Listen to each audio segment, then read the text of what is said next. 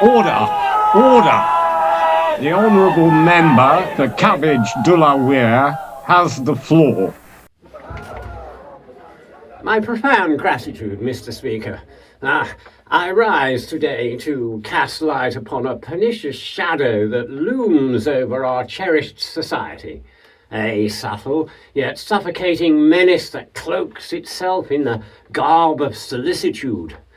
The government's extravagant devotion to the doctrine of parens patriae. This venerable principle, which anoints the state as benevolent guardian of our people, has been brandished not as a shepherd's crook, but as an iron sceptre, constraining the liberties of our constituents in Cabbage de la Weir for far too long. Might I implore the Prime Minister to confess that the gravest overreach stems not from trifling miscreants, but from a government that, in its paternal zeal, seeks to cradle the nation into subservience? Will he vow to wield a gentler hand in the governance, restoring the freedoms so clearly won? Mr. Speaker, I thank the Honourable Member for his flair, though I suspect he's rehearsing for a stand-up gig rather than a serious debate. The state as parent. We're merely a guiding hand, offering the gentle nudge of 1,000 regulations and a warm hug of surveillance.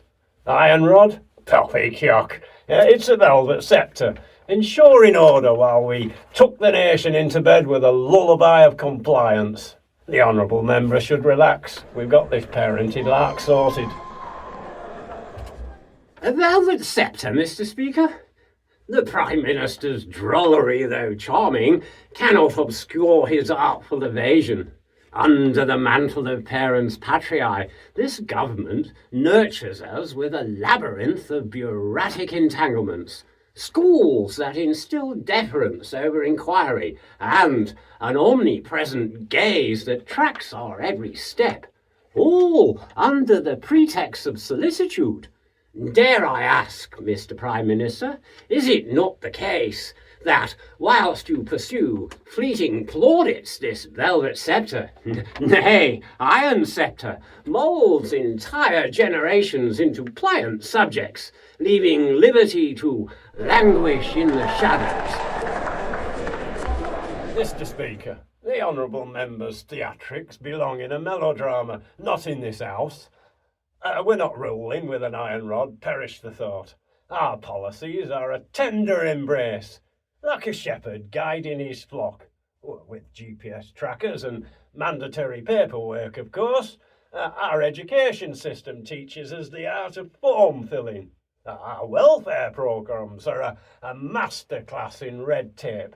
And our surveillance, it's just a friendly wave from Big Brother. If that's not care, what is? I urge the Honourable Member to leave the parenting to us and stick to his soapbox.